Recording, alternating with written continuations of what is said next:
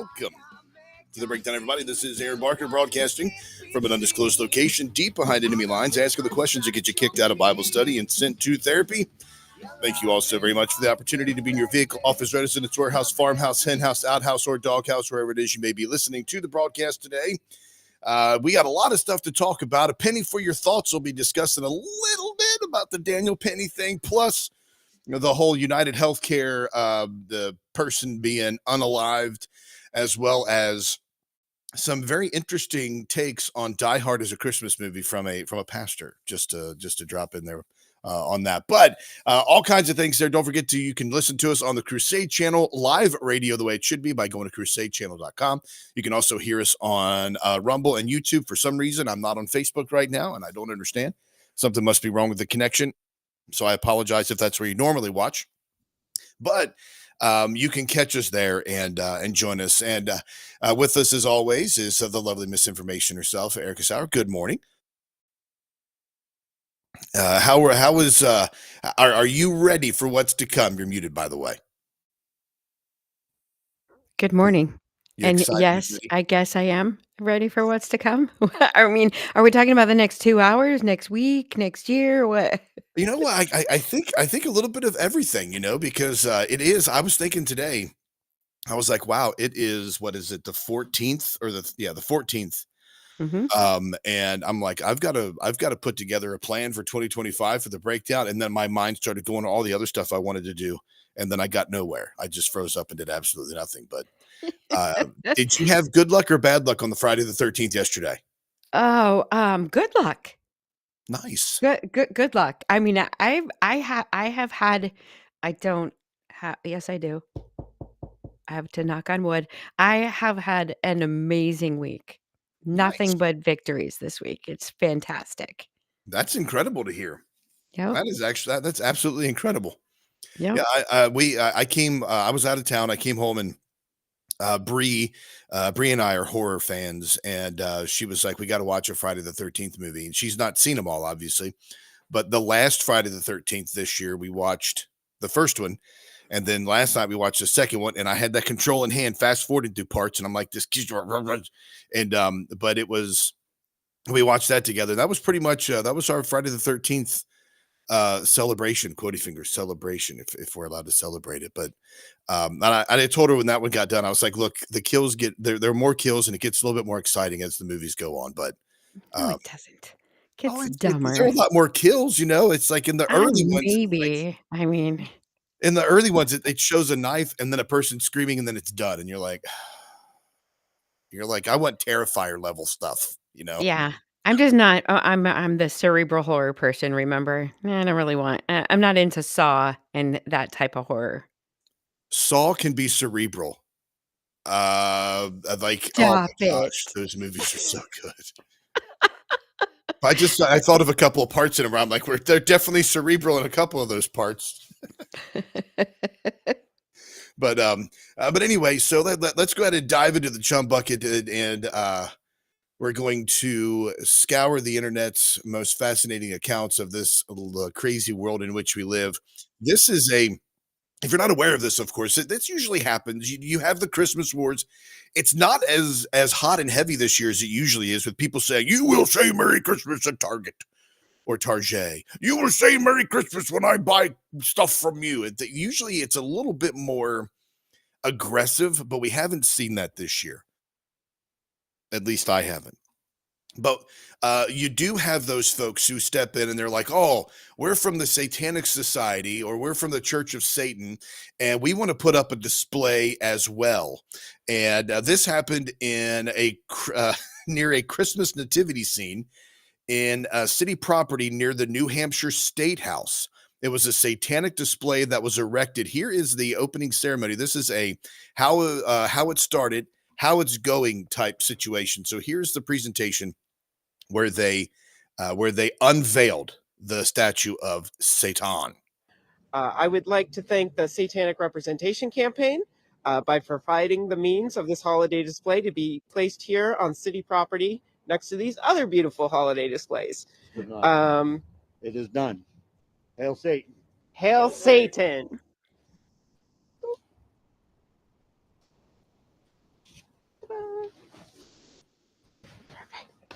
So there it is. That dude, by the way, when that woman said, beside all of these lovely displays, that dude was like, "It is done." He just like shut her up, which was very Yeah. misogynistic. I don't see any other displays either. I don't either, not in this video at least. But here's how it started. It's like a mannequin, and it's holding some kind of black American flag thing over here, some flowers, and obviously it's got the commandments of the Satanic Church leaning against it. Here's how it's going.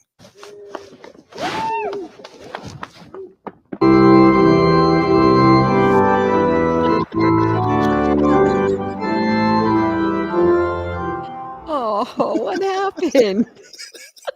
So for those of you who don't know, the music playing is "A Mighty Fortress Is Our God." That was written by Martin Luther, and somebody destroyed it.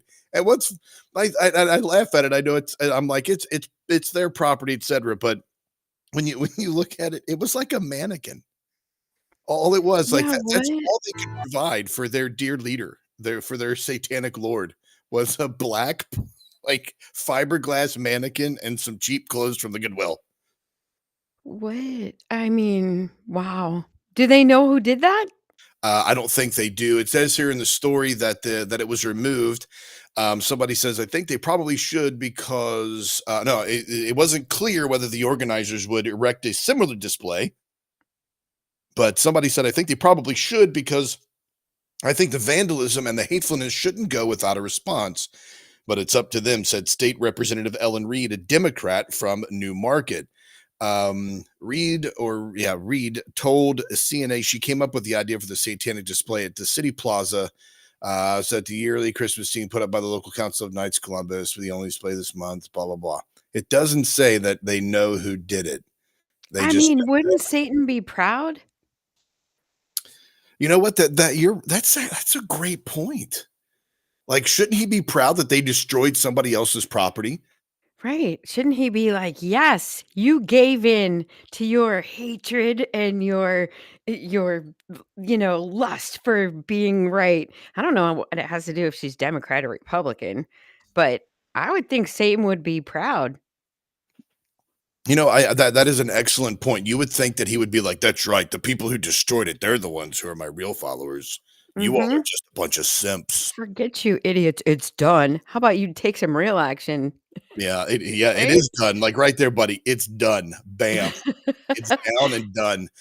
I mean, like, if they want to erect that kind of stuff, I know that people are like, "Oh, this is a Christian nation." I'm like, look, if you're going to put your religious beliefs up there and then expect everybody to bow down to your religious beliefs or make room for your religious beliefs, you should be willing to let other people display theirs. What does a statue of Satan in the square mean for anybody? Anybody who believes that Christmas is a celebration of Christ's birth, when they walk by it, they're just going to shake their head. They're not going to take it seriously Yeah, because what difference does it make to you? I mean, I guess it so there's equality in the public square, right? right, I mean, if you're gonna have a Christmas tree and somebody gives these people a permission as some organized group, or do they have a charter for their Satanist church? I mean, they had to apply for a permit to put that there, right? yeah, So they all had to go through the same process. I don't agree with it. I think it's ridiculous, but I'm gonna laugh at it. I might even be like, "Hey, you guys wanna go make fun of the Satan statue? Like, let's go film a funny TikTok with the Satan statue." You yeah, know, what do you really care? I mean, you should probably be trying to influence the person who thought it was a good idea to put up the statue. The statue right. itself really isn't gonna do anything to you or harm you in any way, and I don't really think it's gonna influence your children. No, it doesn't. I mean, maybe It talk does to the not. woman who thought that was a good idea. And it really, I mean, I can't really get into the mind of it, but they're just like, "Oh, see us now, look at us now," because now we're going to put this up here as well. I mean, okay, whatever, go ahead and put it up there because it all goes back. And I know this is kind of a weird time. This is what I think about.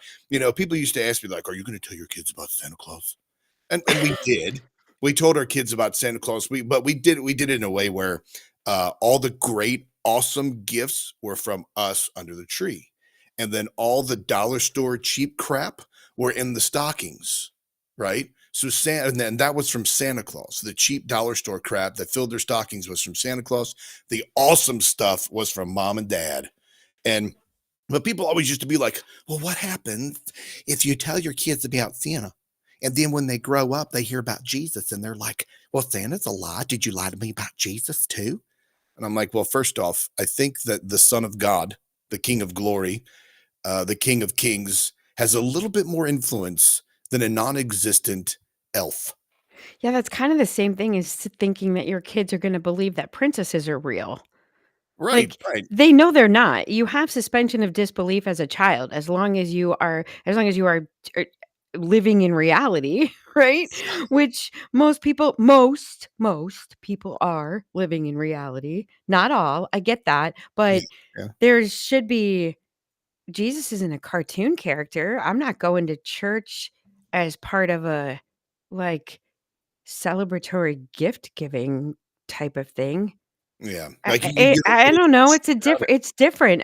Even that when I teach my kids about going to church, I teach my kids about Jesus. We're not talking about Christmas trees and wrapped presents and were you naughty or nice in the way that you're talking about it when it's different. One is real, one is real, and Right. one is make believe. And you they're it's not the same thing. No, and if you don't make that distinction, if you don't make that difference, like, if I had it over, I would say I probably would not be as I don't know. I honestly don't know because I think the Christmas time has magic, and you can sprinkle that magic everywhere and just have fun with it. It is an enjoyable time. I will say this: I hate the Elf on the Shelf. I hate it. I think it's so Oh. dumb. Oh my god, do you wanna hear a really bad Elf on the Shelf story? I would love to hear one. Oh, oh gosh. I'm so sorry, everyone in the Crusader chat. Okay, God, my brother does the Elf on the Shelf.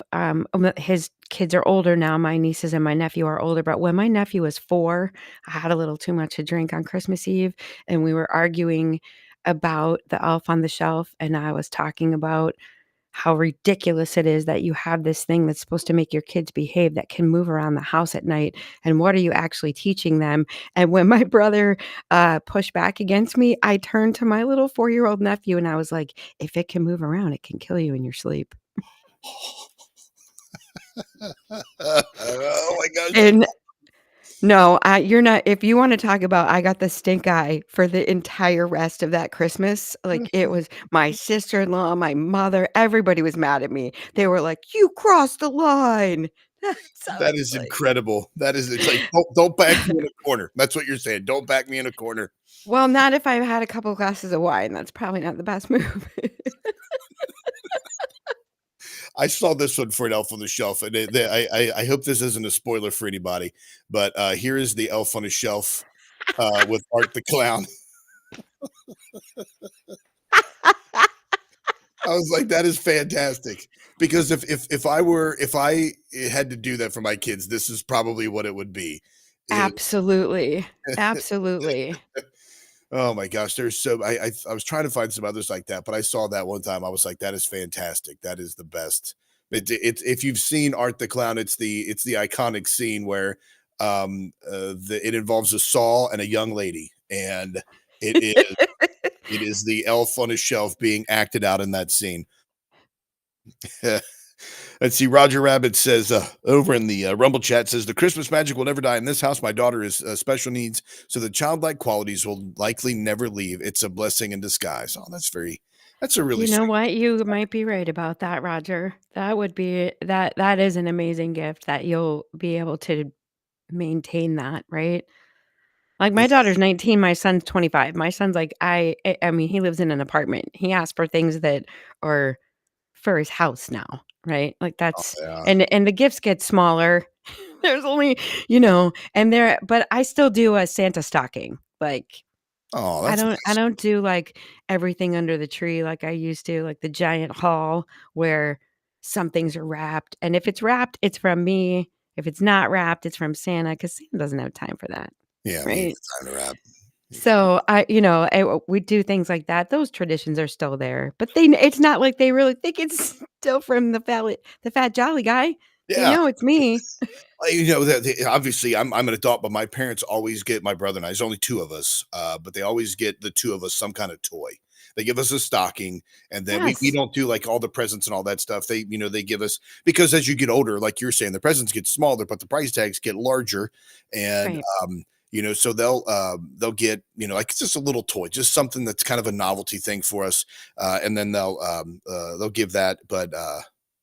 I think I was going to say something I totally forgot because I had a bunch of other things that were popping in my head at the same time. So, but anyway, yeah, there you go. I mean, it is, and that's a great way to look at it, Roger, because that's if you can embrace some kind of positivity in any kind of situation that you're in, and find the magic in that, that's commendable. That's very commendable, brother.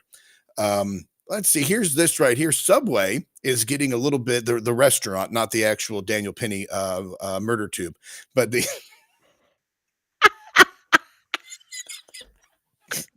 I wasn't ready for that. But the Subway, the restaurant, gets a wild new footlong, and people are going a little crazy about it. It's actually, you've seen them, they're doing like the footlong churros and the footlong chocolate chip cookies. Now Right? they're doing a footlong nachos. No. Footlong nachos. Nope. This is, let me go ahead and pull this up. This is from Snack Collider. I'm sorry, Snackolator is what it is. It says that Subway is adding a new footlong to its menu. Subway is getting wild with a footlong menu, Doritos footlong nachos. I'll show you a picture of this because everybody wants to see a picture of footlong nachos. Yeah, that's what I want first thing on Saturday morning. Yeah, right there. Right when we're all hungry. Footlong nachos right there from Subway. Mm-mm. Fans are Absolutely divided. not. So you wouldn't go to Oh, Subway to buy this? nope. I No, don't. and they're made with Doritos, not even like regular chips. It's not even a nacho on a sub roll. Okay, No. can we stick to what we know, people? Well, Just it's stay in yes. your lane. Stay in your lane. Like, I don't need this. If I want nachos, I can go to a Mexican place. There are places there's a Mexican place. I think it's a chain. It's Chewy's, but they have this jalapeno ranch. So they bring out, you can get, they bring out the chips and sauce, and you get this jalapeno ranch for it. I honestly could go there and eat just their chips and jalapeno ranch and drink their margaritas. That is Right? how good their chips are. But yeah, I I mean, like mean, all of this is, when you look at the top of that, all of it is like, processed beef and processed chili and processed cheese and all that stuff. why wouldn't you just go to Chipotle? At least you know their food is delivered fresh every morning and they're cooking it. And I bet their nachos, which would also be made quickly because it's fast food, would be better than Subway doing nachos. Like, absolutely not. Let me drizzle this sour cream on there. I'm sorry. This looks disgusting. It looks like a trip to the bathroom for me. Do you know what this is the dumbest thing I could have done. It was to bring up food in the first segment on a show that we have another hour and a half on, because now you said Chipotle and my mouth is watering. I'm starving. Well, I'm sorry. I'm not going to be hungry for anything like that this early in the morning. Oh my goodness. All I right, let's can't. go ahead. No, go ahead, please. Oh. No, I should have had this when we were talking about Christmas, but this is, Allison absolutely loves photos. She takes, I think she's got tens of thousands of photos on her camera, or not on her camera, on her phone. And she's always about the photo. Like whenever we go someplace, she wants to make sure we get a nice family photo. If we go on vacation, like we went to the beach a couple years ago, she took her camera. We all took an outfit just that we couldn't wear, except for that. And then you can wear it afterwards but anyway, she always wants to make sure, and it's not a problem. We're like, hey, we understand that's what she loves to do. Here is a Christmas photo that a family decided that they wanted to, I don't not necessarily say get back at their mom, but they wanted to kind of play a Christmas prank on their mom. So here is the Christmas photo of a family holiday, just an innocent little family photo that the mother wanted to take here. And here it is. There's the family right there. And they're all just, lovely family, all dressed up very nicely and just hanging out there and all that stuff. What the kids decided to do, is they decided to secretly flip the camera off. And it says here, let me see here. She goes. This woman says that that the mother went to Home Depot last year and bought paint sample cards of the colors that we were all allowed to wear. Oh my God. Yeah. That's amazing. And then while King doesn't joke around when it comes to her annual holiday card, Cooper sees an opportunity for humor. Ahead of the recent photo shoot, she messaged her siblings with an idea. What if they discreetly flipped the camera off? Her brother-in-law suggested they use the code word hippopotamus. So right before the middle finger picture, I called out, everyone say, I want a hippopotamus for Christmas. And then that's when they took the picture. So here Oh my is, God. Did the kids do it? I don't think the kids, let me see if I can get to the actual, I'm trying to get to the post. Here it is right here. This is amazing. Yeah, let me share this. Here we go. There it is right there. And there's all the discreet middle finger. That is amazing. Again, pride. Nothing but pride I would have for this. This is the most amazing idea ever. I love that. I mean Oh my God. It's so great. that poor little baby's like, I know what's happening. Flip it off to mom, the grandmama. The grandmama done give me my presents. I think that's a fantastic idea. I mean, I might share that with my brothers. The next time you go into it, just like, hey, everybody flip the camera off discreetly. I think You don't understand. Christmas is next week. I mean, I'm going to be down in Florida. Oh, don't tell me that. That is crazy. That is crazy that it is so close. Oh, Allison I'm sorry. I'm sorry. What's up?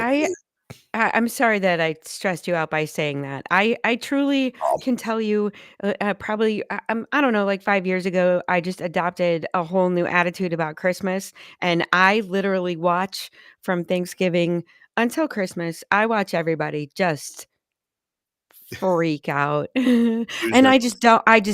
I don't. And there's a key to it. There's a key to it, right? I just shop all year, put it in the closet. Pull it all out when like, I have a bin, and it's called Christmas, and I just buy stuff all year. I put it in there, and then at the end of the year, I'm like, "Oh, let me go grab the Christmas bin." That's I mean, that's obviously, smart, yeah. if there's something that you see that or it's on their list, and that's like a big thing, right? So Yeah, that's yeah. something you get, right? But that's 1 or 2 things by the time I'm done. If I see something during the year, like, by the way, in January, I'm gonna go buy winter clothes for next Christmas for everybody because 'cause they're all gonna be on sale. So there. Yeah, that's And pretty I'm gonna smart. put them in the bin. Yeah, you buy. See, my problem is I can't wait. Like if I see something or I like something, I'm like, oh, you just take it. I don't want to wait till Christmas to give it to you. So, Out of sight, out of mind, Aaron. Once you put it in the bin, it's compartmental you forget about it. oh man, that maybe And at that's the end of the year, it is like Christmas because you open that bin and you're like, "Oh, I forgot I even got this. no, Awesome." my in-laws did that. I remember my father-in-law bought one of those big gaming tables, like digital gaming tables. They're like 3 feet by 2 feet, and you Yeah, sit around them and you can. It was delivered in January of 23, January, early February, something like that. I took that. I had to cover it in garbage bags and make sure it was hidden. And I put it in the garage where the kids pass by it every day. And it was right there. But he bought it because it was on a super sale. And we kept it there right. for a year almost until that December. And my mother-in-law, he and my mother-in-law did that all the time. They would buy stuff and then they would squirrel it away, like you're saying. Yeah. And I don't know if I have the gumption or the gall to, but hold that thought, Eric. If you have anything else to say, we're going to take a quick break. When we get back, we're going to be talking about some of the Daniel Penny stuff, a little bit of the Mangione, not Chuck Mangione, the other one that blew the horn. And then I have no idea what that means, and some bad theology Luigi. later. We'll talk to y'all in just a minute right here on the breakdown.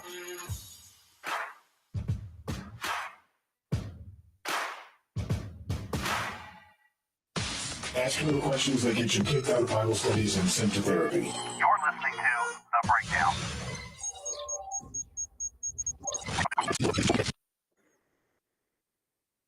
All right, we will take a quick break and then be back in just a moment. I got this here real quick. I don't. Somebody sent this.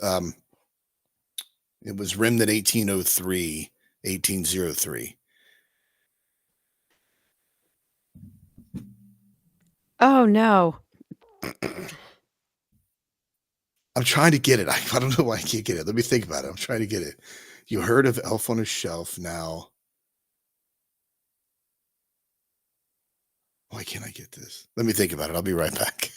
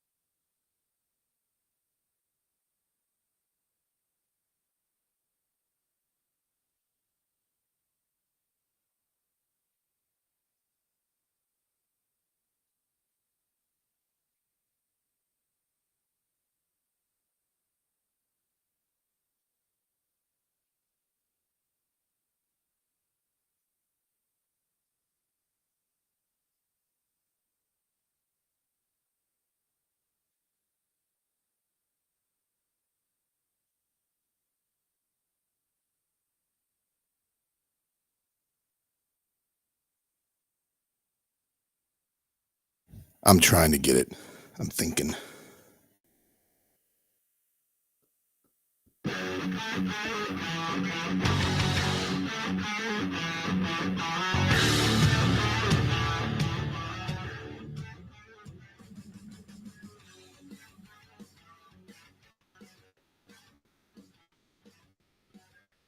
Welcome back to the breakdown, everybody. Don't forget to head on over to thecrusadechannel.com, live radio the way it should be, and you can join the Crusader Stadium chat room over there where we did receive a funny meme, and I guess it's funny. I can't figure it out. I'm trying to figure it out. So it's you've heard of Elf on a Shelf, and then it's got Abraham Lincoln sitting next to a red fire hydrant. And I'm trying to think of what this is. And Erica, you got it right away. I mean, I know what I think it is. Unless 'Cause you have the answer, I guess I don't know if I'm right, but yeah, I don't have it's the not answer. favorable. Does that help you? I'm sure it's we'll go we'll let people take a look at it. Hydrant, tyrant on. It's tyrant on a hydrant, I believe. Oh my gosh! Here I'm thinking like fire, shoot, all that stuff. No, I mean I tried that, but I the only that because fire hydrant doesn't work, right? So it has to be hydrant because it can't be Lincoln on a fire. So yeah, it, right, yeah, tyrant on a hydrant. There is, which I'll plug this by the way. There is at shop.mikechurch.com. There is Mike Church's documentary. It's a radio documentary on what Lincoln killed, and it is awesome. People are always like, "Well, Lincoln was the best president ever. He was the best. He's the greatest president." No, he wasn't. I think at this point in our lives, if you are not relearning every bit of history you were ever taught as an American, especially the moments that make you feel particularly American, Yeah. you are missing the boat. And I'm not saying anything bad about the United States of America. I'm a No. fully dedicated patriot. That is not what I am saying. I am saying be fully aware of what you learned. Question everything. I really think it is not un-American and questioning things like that, or even coming to different conclusions than what were held by people before you regarding presidents, because history is written by the victors. When you look back and you see what Lincoln did, well, first off, what he wanted to do with the slaves, he did not care if they were free. He did not care. He tried to find ways. He discussed ways to put them all on a boat and send them back. He did not care if they were free or if they weren't. All he wanted was the Union. And Right. and then he was an enemy of the press. He was an enemy of habeas corpus. He did not care for the Constitution because it got in his way. I mean, there are so many things about what Lincoln did that were tragic, and everybody will build this. They'll make movies out of it. They'll build him up like he was the greatest because the Emancipation Proclamation. Well, read the Emancipation Proclamation and then read A Letter from Birmingham Jail by Martin Luther King Jr. 100 years later and tell me what changed. Right. I mean, even the Bible was written to benefit those writing it. Oh, yeah. Right? With a certain type of purpose. So why would you think that all of a sudden that thousands of years later, you have these divine humans, flawless, who are gonna write some document and be dedicated to some purpose without motivation, without bad I don't know, I'm missing the word. With no malicious intent. What, all of a sudden these people were just by the grace of God, they were perfect and they never had any motivation that was for their own good? Stop it. Yeah. Stop When it. you look back at history, you have to look back at history with rose-colored glasses. Otherwise, you are considered questioning democracy, hating America, not patriotic. You're not a real Christian if you look back and consider passages of scripture which bring us which are difficult to deal with and handle. Like Right. you mentioned there, I put up this week. I don't know. I don't want to if she wants to say that it was her or not, but there was a person that's a listener that I put up a post last week or this past week regarding the that there's a scholarly consensus that Paul only wrote 7 books of the New Testament. And some of the and the pastoral epistles are in question, and one of the pastoral epistles brings into question whether or not women are allowed to preach in church. And this listener was engaging, and she was being, not attacked, but there were people engaging her back, telling her no, women aren't supposed to teach, no, this and that. And then a guy commented, and nobody said anything to the dude. No other dude jumped on the guy who said it. They only were attacking the the woman, and it was all guys. And I was like, well, Oh. think about that, just about the keeping. And I know this is probably going to piss a lot of people off. I'm not trying to do that. But you think about like what you just said. When things are written, recorded, they are usually done to benefit the person that's writing them down. And I'm not even saying that you have to have malicious intent in doing that. Just because you are writing it for to benefit yourself or in a manner that agrees with what you think or what you know does not mean that you have ill intent. It Right, just means that you cannot assume that something you are since when? Since when are people not biased? right, It right. since when? Like, how come there are certain individuals that we wanna automatically look at and say that they weren't biased in any way? How is that possible? Yeah, and there is it is a difficult thing because then you have the dogmatic folks, and it happens with scripture, it happens with history, it happens where people are digging their heels in because they believe a specific thing about the Bible or about history. And then you ask them, hey, look, I'm genuinely trying to find the answer myself and seek out the information. Can you present to me your evidence? And then they get mad. And I think the reason that Yeah, most people get mad in those arguments is because they can't present the evidence. they All they don't know know it. is Lincoln was the greatest president ever. And they've heard that over and over and over again. And it happens in every election cycle. They say, well, so and so is a devil and they do this, this, and this. Or, Republicans want to take away Social Security, or liberals want to kill all babies. And you're like, what's your proof What? behind the statement Right. that you're making? And they're like, oh, well, they hate America. That's just another assertion. That's not a statement backed up by facts.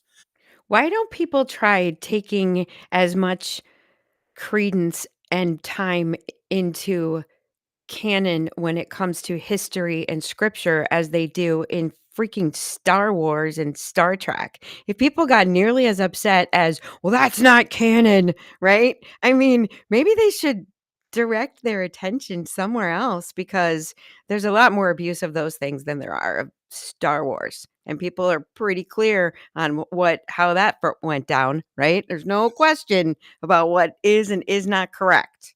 Luke Skywalker was a baby. He was such a pussy. Sorry, can't say that word on here. He was a loser, and so was his father. They were both a bunch of weaklings, Oh, ruled by their third brain. I will allow you to their pineal gland. A lot of dudes get in trouble being ruled by their pineal gland. Wait, hold on. all I'm that about to get hate mail. I'm literally going to get hate mail right now. I wanna just say, by the way, let me just put out there, it's you could do it's smilesformiles.es@gmail.com. That is my Gmail. If you want to complain to me about what I just said about Star Wars or Star Trek, bring it on. I'm there. well, you know what? I felt personally attacked with the Star Trek thing, but then you veered off into Star Wars, and I'm like, I'm gonna keep my mouth shut because I I'm don't gonna want set up to. my Substack just to write about this. You should do that. I swear that'd be awesome. I'm gonna. Oh I'm my going to. gosh. That is you know what? You should yes, I will help you do that. I will help you do that.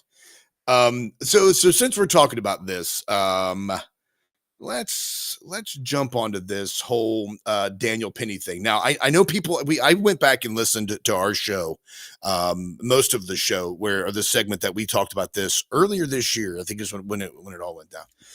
I listened to that, and although I do still have some questions. I do still have some concerns about it. I about the whole situation, the whole reason it happened, because it is a perfect storm, if you could use that term, because that would be the Jordan Neely did not need to be in the public. He did not need to be released. He did not need to be roaming the streets in a position to put people in jeopardy. That just didn't need to happen. So Correct. there was a failure, I believe, that occurred with the New York justice system that allowed him to be on the streets. Yeah, Daniel Penny, who was, in all intents and purposes, trying to stand up and protect the people that were on the subway car with him, and he did a preemptive strike, a preemptive attack. I don't know where I stand on that. However, he did do a preemptive attack, and because of that, the Jordan Neely and other contributing factors. There were, people are always talking about the drugs in the system, et cetera. But he contributed in a large part to the death of Jordan Neely. Now, would I, if in that situation, hope that I would have the cojones to stand up and protect the people around me? Absolutely. Absolutely. Would I feel like walking away thinking I'm a hero? That's totally, I don't know. I don't know if my psyche could handle that. And I think that people probably say, well, that's the difference between you and a Marine. Well, perhaps that's the difference. And I also question, Wait. go ahead. Sorry. No, go ahead. Finish, please. Oh, I was just, Yeah, I shouldn't jump in on that point. I oh, mean, that's okay. I mean, like the last point that I was going to make is that at what point it was like we all watched the George Floyd thing, and then there's other evidence that has come out after it, seeing now that that it was again a collection of things that did that to him.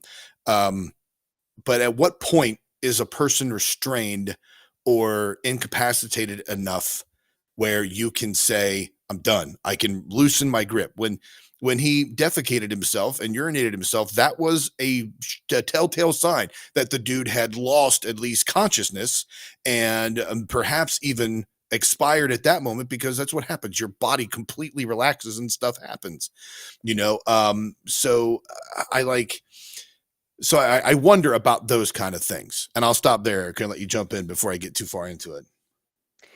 I question the whole like, well, that's the difference between you and a Marine, right? I think even a Marine who has to do unspeakable, horrific things does go through a certain sense of humanness in that. Anyway, otherwise there would be no such thing as PTSD. Okay, so that statement I find to be incorrect. Okay. What what I what I think is okay, so I'm gonna have to give credit to my 19-year-old, right? Because I'm all about Daniel Penny, right? The only line I see is the one you're talking about. Like, how far is too far? And if you don't know, like, we all assume that we would know how far is too far, but holy crap, I don't know. Well, how do I know how I would react in that situation? Right. I train with my weapon all the time in preparation to know that if I pull it, I should be prepared to take a human life. And you think that but training only is for reaction. It's not for dealing with how that feels when you do that, True. right? You don't emotionally prepare for that. Okay, so there's that. But I'm all about Daniel Penny, and when she said to me, she's like, "Well, I think it's kind of like you look at it from a female point of view." And I don't have this because I don't have empathy as a female. I don't think I'm just broken that way. But she's like, listen, she's like, what about we complain all the time about people that are victims of domestic violence or stalkers or rape victims from somebody who they've tried to get a restraining order and the police say we can't do anything until they hurt you. Well, Oh, until they do something, we can't really do anything. Yet we're so angry about this guy actually doing something before something bad happened, and he just didn't quite do it right. right. So I struggle with that. I mean, she's right. We should be applying it the same. We should not feel we should be on the side of the person who takes action in a situation that saves lives, right? Yeah, and I think I didn't interrupt you, did I? You're good? No, you're good. Yeah. So, like, I totally agree with that point because I would hope because people would be like, "Oh, I'd do it. I'd jump." I don't know what I would do. I I mean, don't think I you honestly know. don't. My hope is that, yes, if something like that were coming at my family or something, even to people I didn't know, my hope is that I would react in a way that would save lives and neutralize the threat. All right. Um, I think the part of me that has a problem with it because yes, we need that type of masculine action or even feminine action. If a woman has a gun and she's properly trained or she can take somebody down, we need that kind of action to protect life, right? And Right. preserve life. I am totally on that side. The side that I have a problem with is the peanut gallery. The side that rejoices that it seems to me almost rejoices that this guy who was an annoying person who was homeless and he bothered people is dealt with. He's done. And I'm like, that's the problem I have because I love my family more than I love other people. And everybody should be that way. If you're not that way, Right. there's something up. But I love my family more than I love other people. Their safety is paramount, right? I hope I would take that action, but I don't think I would gloat. And I'm not saying Daniel Penny is. I'm saying that the peanut gallery is the people that are watching it and they're saying, "Oh yes, this guy got exactly what was coming to him." And I'm not. I don't have direct quotes, but that's the air of excitement that surrounds this almost that bothers me because I'm like, look, even the Bible says that God does not rejoice in the death of the wicked. Why would we rejoice in the death of a mentally unstable man who needed help and didn't get it?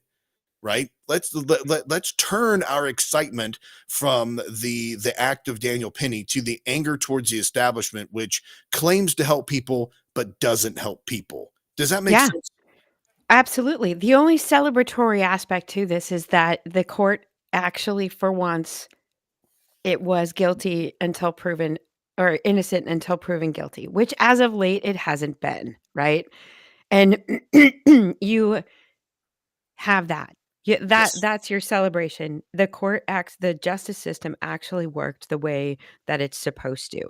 A jury of their peers received all of the evidence and made a decision to which the judge even attempted to give them a lesser charge to help them out, and he was still found not guilty. Right. So whether you agree with it or not, the only celebration is that the justice system was allowed to work its way through properly. Period. That would pretty much be it. I don't think Daniel Penny is celebrating what he had to do or where he is right now or what the rest of his life is going to look like. I mean, you know, And you I got to agree. stay in your own you have to stay with your own people now because you don't want to be just caught out on the street with some random guy who might pop a couple caps in you just because he didn't like it, You right? got a target on your back. Yeah. Right. Yeah. And I'm not saying he is gloating about it. I've only watched clips of his interviews, and I wanted to do that because I didn't want my reaction to certain supporters of his to be put onto him because I know that he doesn't seem like that kind of guy to me. I'm just from what I've seen, but again, I don't know him. But I do get frustrated. And Stephen Chloe in the chat says not to worry about the peanut gallery. But that's where my mind goes because I'm glad that life was protected. I'm heartbroken that life was lost, and I am annoyed that other people aren't as heartbroken over life being lost as I am. But I'm also annoyed over this response. Here is the favorite gal of the Congress here. This is her response to the Daniel Penny verdict. Okay. Essentially said that he would do it again if necessary. So the question is being asked, for those who can't hear it, is the question is saying that Daniel Penny said that he would do it again if necessary, right? And I again, I hope that I would be able to do that, but that's what, just in case you didn't hear it, that's what the person was asking. There was a present threat. What do you make of the comments? Well, doesn't that, I just feel like that tells us everything. If we do not want violence on our subways, and the point of our justice system is a level of accountability to prevent a person who does not have remorse about taking another person's life. I mean, even people who have engaged in manslaughter or have taken a life accidentally express remorse. And so the fact that a person may express no remorse indicates that there's a risk that it may happen again. And if we do not want to unleash that level of violence, then we should exert a level of accountability to prevent that from happening again. So can you make any sense of what she just said there, other than we should lock him up so that this doesn't happen again? Yeah, she's pretty much saying that because she didn't get the impression that he felt badly about what he did, then they should lock him up so that it doesn't happen again, right? So let Right. me get this straight. If you feel badly about what you did, then you don't have to go to jail regardless of the verdict. But if you don't feel badly or show, and by the way, AOC, his remorse and how he deals with his creator or his maker is none of your business. You don't get to decide what level of remorse he feels, and he's not responsible to communicate it to you. I Right. would punch her in the face. Of course, that's assault, and then I would probably be in jail. However, she's annoying. That's annoying. It's word salad, but on top of it, she's basically being like, "Well, you gotta pretend like you feel bad." Yeah, You yeah, don't think he feels bad? yeah. Stop it. Stop Exactly, it. because if I was in this situation and somebody said, "Would you do it again?" No, I wouldn't. Oh, well, okay, why? Well, Why would you do well, it again? because you did because it was wrong? I mean, that implies guilt. Shut your Exactly, mouth. Any lawyer in the country would tell you, you do not say that. exactly. You So gotta now be kidding me. so you have this guy who says, "I would do it again," and she's like, "Oh, that level of violence." Well, what about the level of violence that was threatened by the young man that was on the subway car in the first place? Like, what do I'm you sorry. think about that? Like, there are like 8 million people suffering that are housing displaced or whatever they call it up there. That I feel the amount of, same I feel the same level of violence when I have to watch her twirling around on some rooftop in New York City. well, but here's the other part of this that gets you. Here's the flip side of this that gets me, right? Um, so we know that not Chuck Mangione, but Luigi Mangione evidently shot the United Healthcare president, right? And One this of them. was one of them. Yes, one of them. Right. This was a blatant act. Like the video shows the dude walking up, pop, pop. Oh, it Gun. shows a dude walking up. Yeah, a dude shows a dude. You're correct. Thank you for catching me on that. Shows a guy walking up who has a suppressor on a handgun, who knows how to clear a jam, by the way. Anyway, Mhm, as soon as I saw the suppressor, I was like, this is a professional hit. This isn't mhm. just some jack off that is, sitting in his mom's basement with Cheeto stained fingers whining about his back problems. This I is a mean, he's professional. definitely trying to look like that, though. Exactly. He's trying to look like he's trying to look like it's unprofessional. Right. Because in the end, they knew that the person who was gonna get picked up in the McDonald's carrying all the evidence they needed to pick him up and arrest him was going to be a complete moron. So you had to make it look as unprofessional as possible. And I don't I if you don't know the clear cut signs by now of a false flag event, we should just go back and do false flag event 101. You Yeah. know, If you find the guy and he's got all of his fake ID or his identification on him, he's got the murder weapon, he's got his manifesto, or he has written a manifesto, that is a patsy. That is somebody that they are pinning this on with as much vigor as they can. But here is now this guy walks up. What's that? MK Yeah. Ultra. Guy walks up, some guy walks up, guns down a CEO, right? Out of cold blood. I know that you could talk about all the stuff that he was denied, etc. There is a problem in and of itself there. Guns the guy down in cold blood, right? Versus Daniel Penny, who says, I was protecting life, who took action to save and preserve life on the murder tube. Here is AOC's response to Luigi Mangione's alleged shooting of the United Healthcare CEO. Taken from. Oh, hold on a second. Here we go. Let me start over. Taken from a diagnosis. And I think that this collective American experience, which is so twisted to have in the wealthiest nation in the world, all of that pain that people have experienced is being concentrated on this event. And it's really important that we take a step back. This is not to comment, and this is not to say that an act of violence is justified.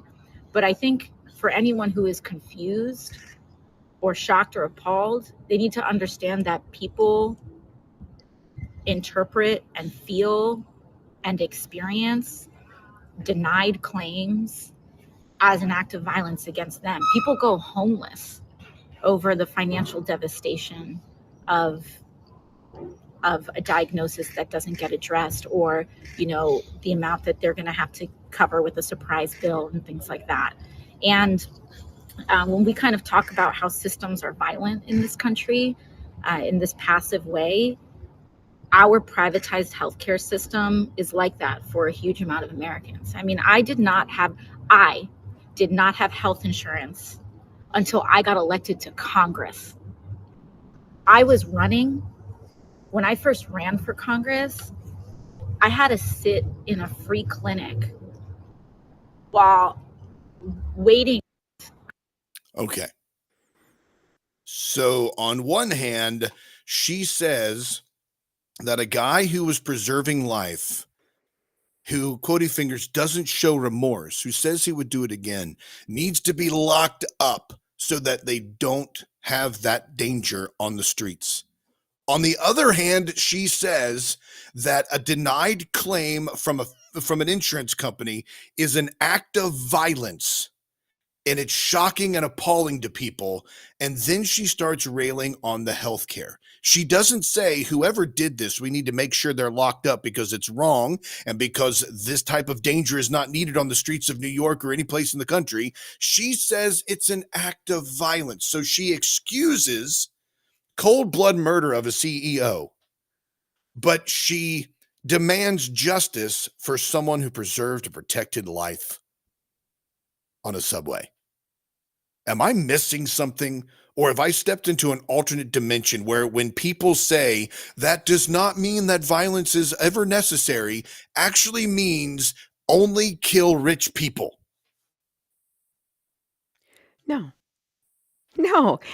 Okay. I mean, I didn't have health insurance until I was elected to Congress.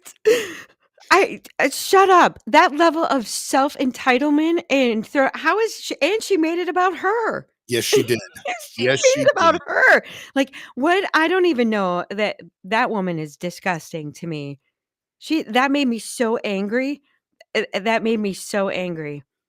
Like, that when we talk about systemic violence in our institutions in that passive manner, I'm sorry, is there passive violence? I didn't know. Is that a new thing? Passive violence. Passive violence. Wow. Yeah, that's a new thing. They don't teach that in school, do they? Yeah. AOC. Yeah. I mean, she is disgusting. Her salary, her health insurance is going to be paid for the rest of her life. And Yep. she shouldn't have one comment to make about anyone else's health insurance or how they've been affected by big pharma and the decisions where the health insurance can or cannot deny pre-existing or anything else comes from her. All of it. Exactly. Somebody smack her. God.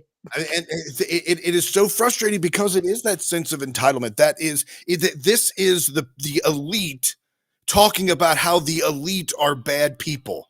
It's the elite talking about how all the peons out there suffer while the elite are eating and drinking and living their best lives now. All right, folks, we're going to take a quick break. We get back this and much more right here on The Breakdown. Don't forget to head on over to the Substack, aaronbarker.substack.com. Check out crusadechannel.com, live radio the way it should be, and we will see you on the other side.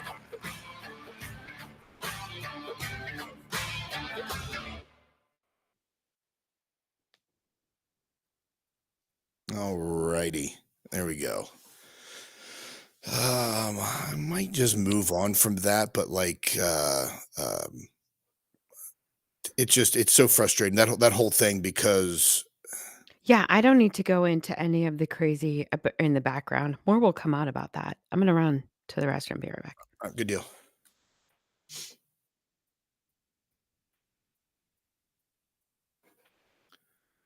Yeah, that's the unfortunate. I'm going to just talk here a little bit before. We got an open mic over on the Crusade channel. Also, let me know when you no longer hear me, BK. But I believe it is an obvious.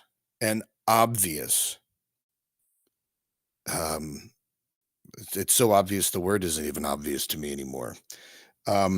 It's such an obvious cognitive dissonance. It's a contradiction. It shows you where their loyalties lie. Now, my loyalties aren't with the rich. I don't think that. I think it is horribly displaced in our country. You know, you have the CEO of Walmart making 900 times more than what the people make. You have Nancy Pelosi, who spent $250,000 on stocks recently and who has a net worth of over $100 million. And you have them that whine about the state of those underneath them, and they get that empathy, or they get that solidarity with those who are struggling.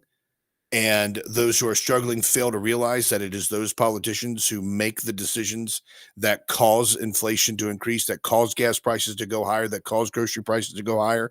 And they continue to vote for them because they think that they're going to fix something, and it doesn't work. You know, conservatives and Republicans are constantly blamed. Even libertarians are constantly blamed for their capitalism and their thoughts and their growth in capitalism. But on the other side, they don't realize that the capitalism that the liberals possess is also destructive to the individuals in the country.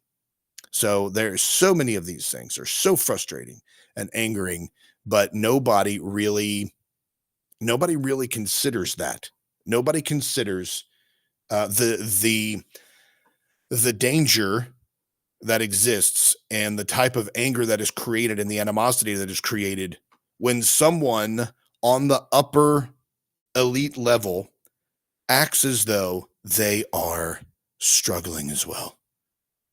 Oh, even what makes you so special, AOC? You were elected to Congress. Congratulations. You know, congratulations for being a bartender, working your way up to a congresswoman in the United States. That's fantastic. That's amazing, right? Congratulations to you. But what have you actually done that benefits and that actually helps? Now it's your turn, Eric. I'll be right back. You get to I think entertain the that masses. I think that it would make anyone angry, right? On the other side, right? What's the difference between AOC going out there and making it about her and talking about how her health insurance and her this and her that and her hypocrisy in the differences of the way that she handles it, and people who don't have money, who think that people who do have money are evil because they have money and that their money is owed to them just simply out of existing. It's both sides, right? I mean, it creates animosity no matter what, no matter how you look at it. You're creating a division a class division, which is already there, right? But you're also not promoting the two people being copacetic and helping each other and playing into the same community. Why do you wanna help someone who's sitting there talking like that? Why that doesn't make me want to go along with any of her policies or what she thinks. I don't even understand how you can stand there and listen to her talk like that and not be angry about it, right? I mean, I think there's no difference between people with that type of attitude on that side and the people on the other side of the attitude who think that if you have money and they don't, your money is owed to them because they breathe air. It I think it's the same on both sides. That's right. And here we go.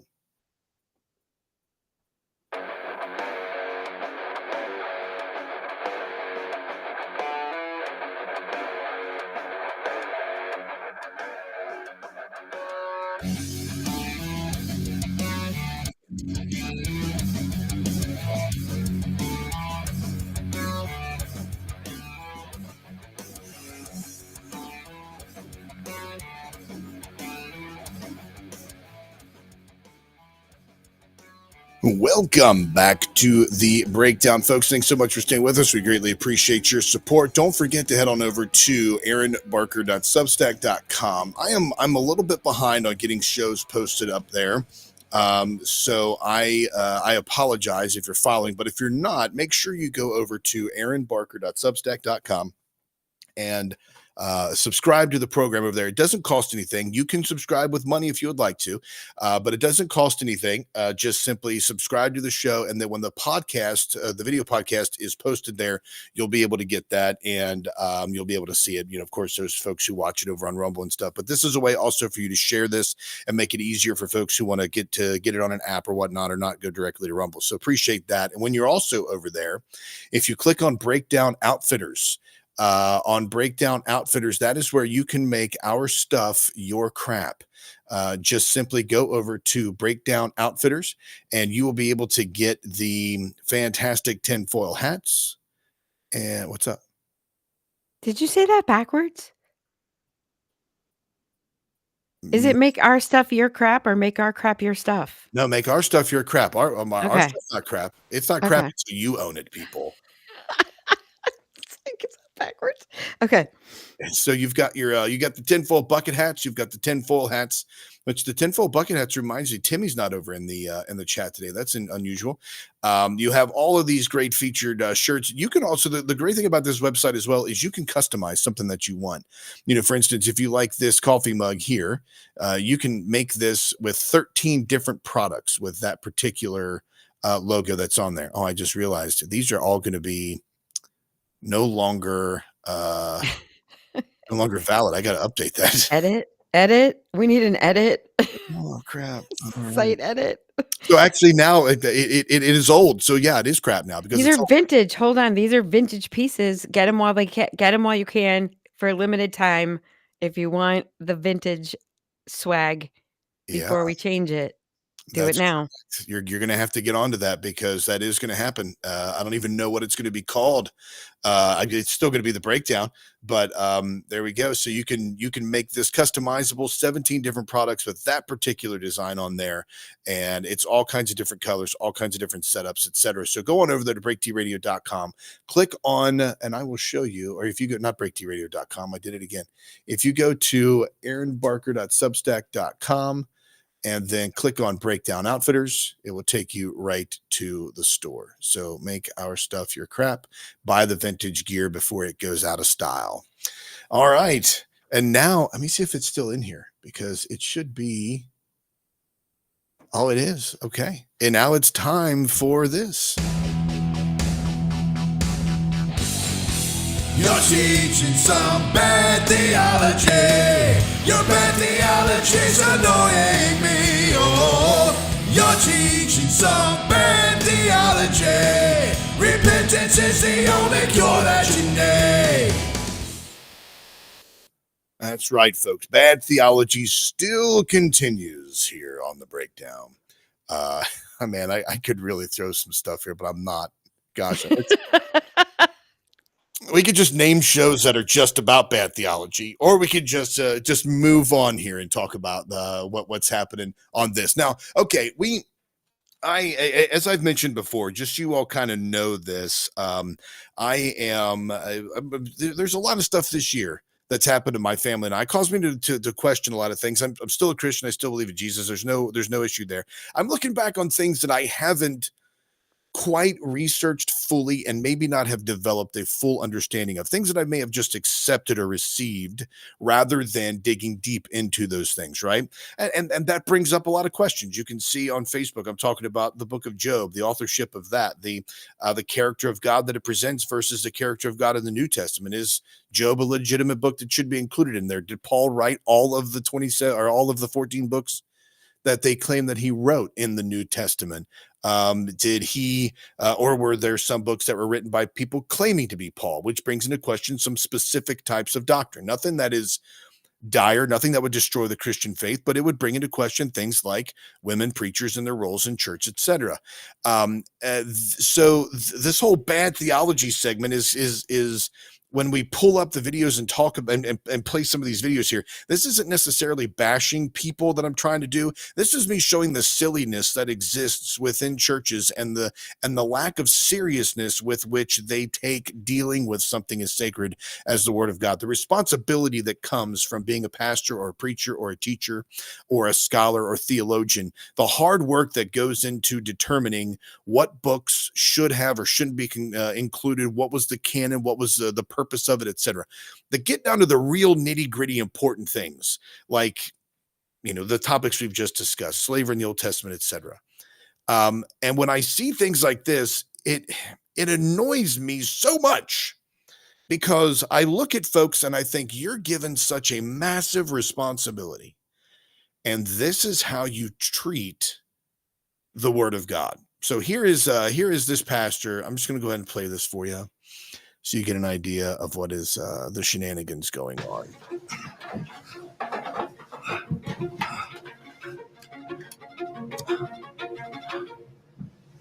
Come to coast. We'll get together. Let's have a few laughs. Hey, let's be really clear about something. Die Hard is a Christmas movie, okay? It's a Christmas movie. There's a Christmas tree in it, for starters. You got a guy fighting for his family. God fights for his family of God. You got a guy who's willing to lay his life down for his family. That's John McClane, or Jesus. And you also have a gritty guy who's had some real bumps and bruises in his life that can't quite put it together. That's the way a lot of us are. So we're going to look at that today. Yippee-ki-yay!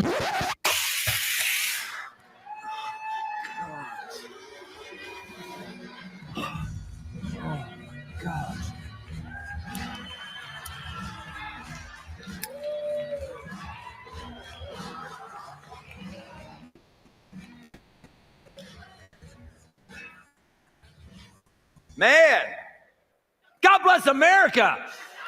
Smoking in church, oh, how good it is. Only because John McClane did. That's enough of that.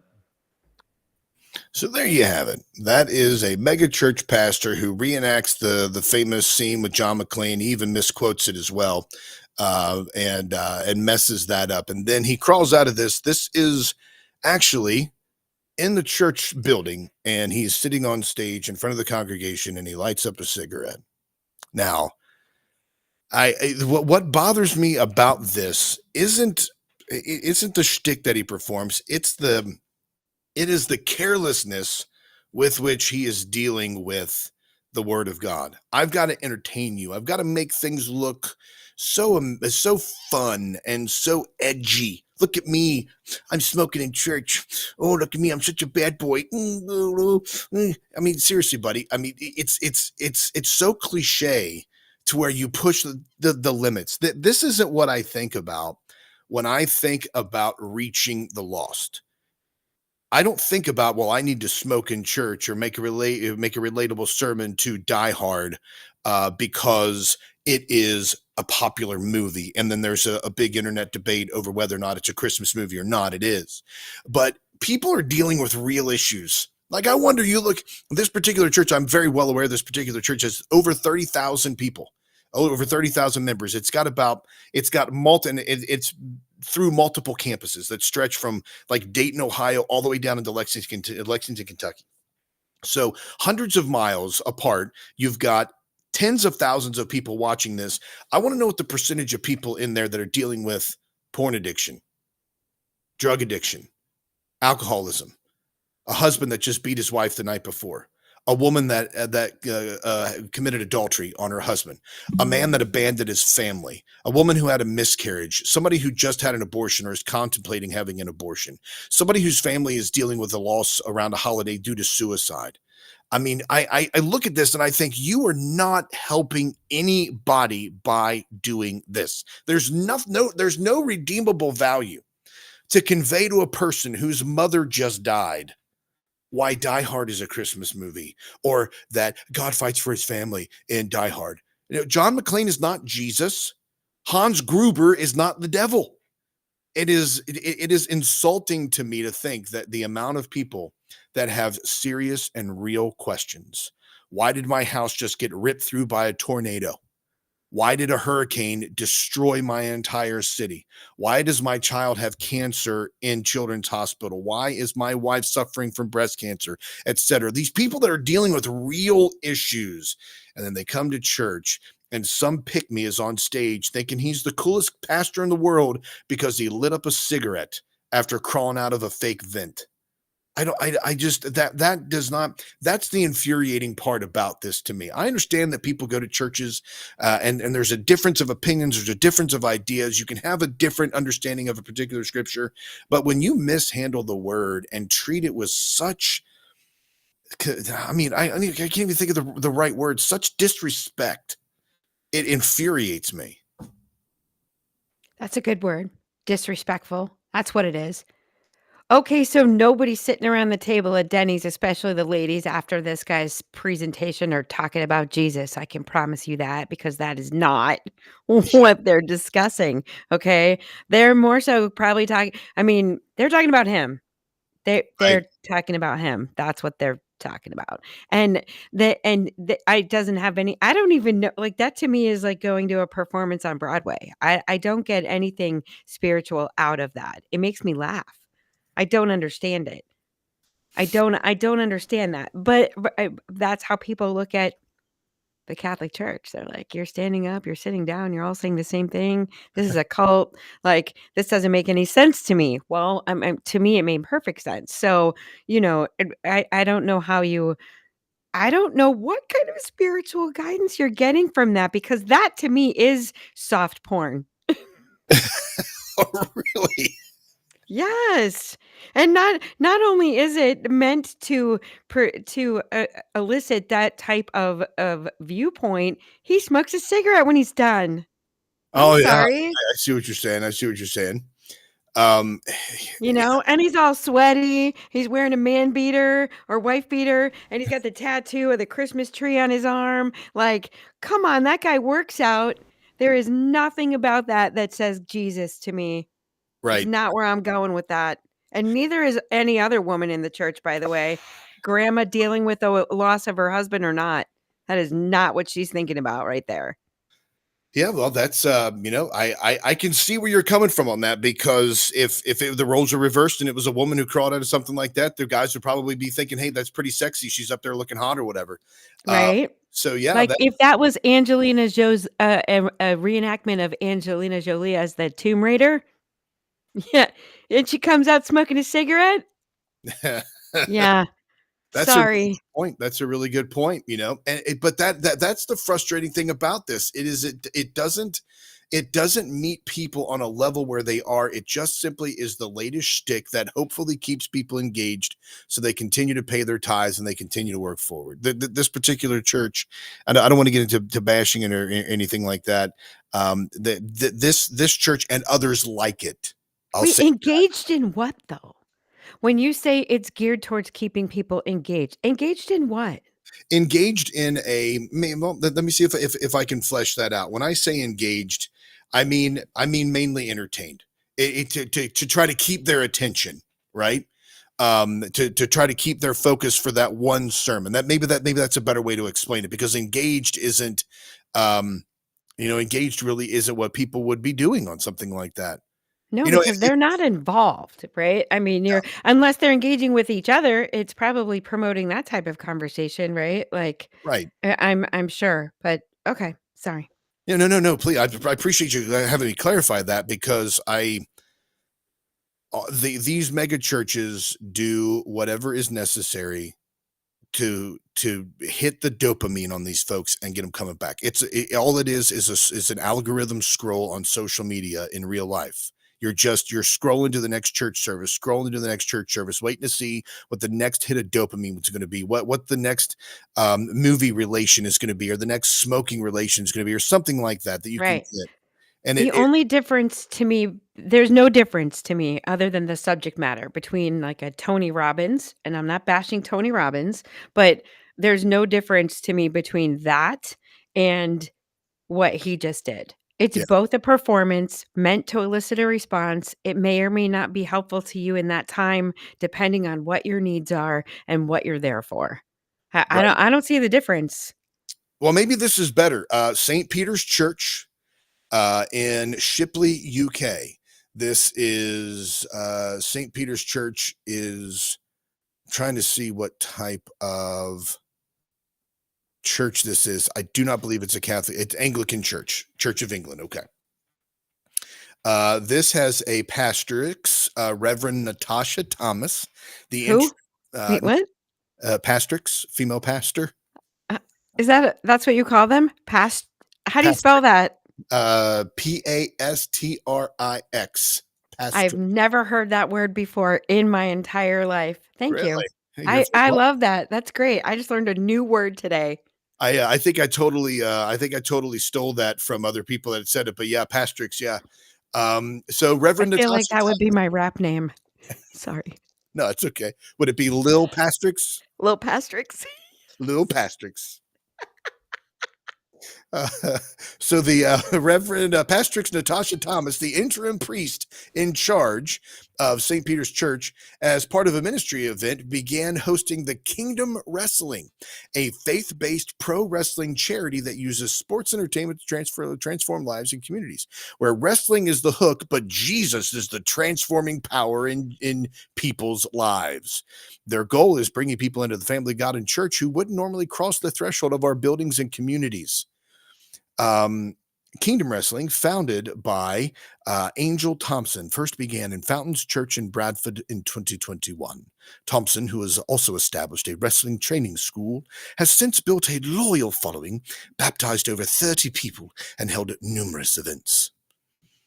In an interview with Premier Christian News, he said, "We've got all the production you'd expect from a WWE-style show, and that's peppered with live worship and prayer, and it's an incredible and engaging way for people to come in contact with the church and to hear about Jesus." And I think my whole approach to bad theology now is not so much the silliness and stupidity. Well, actually, no, that's totally what this is about. It is about exposing the silliness and stupidity. I was like, well, wait a minute. I might have to reserve comment. It is. Yeah, I mean, it is about exposing the silliness and stupidity. But as I'm reading that, I am wondering just...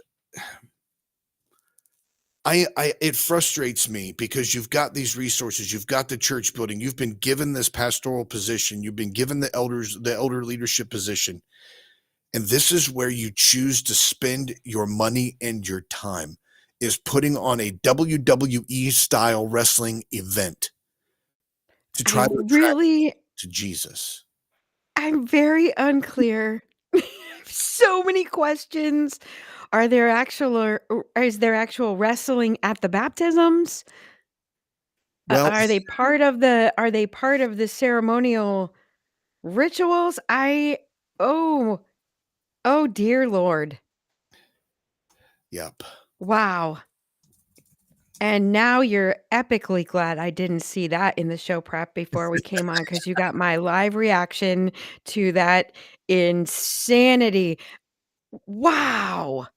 Yeah. And for those of you that are listening and not watching, those who are listening live on the Crusade channel, there is a ring of people here, shirtless men in tights, a woman in what you would expect to see a woman in when she's doing these pro wrestling A events. ring. Yeah, yeah, yeah.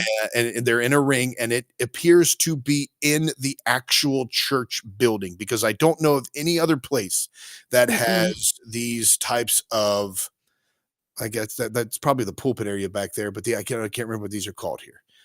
You can see, Architecture there. there those are balustrades, but, like, okay, you can see the chairs moved, that this is full on insane.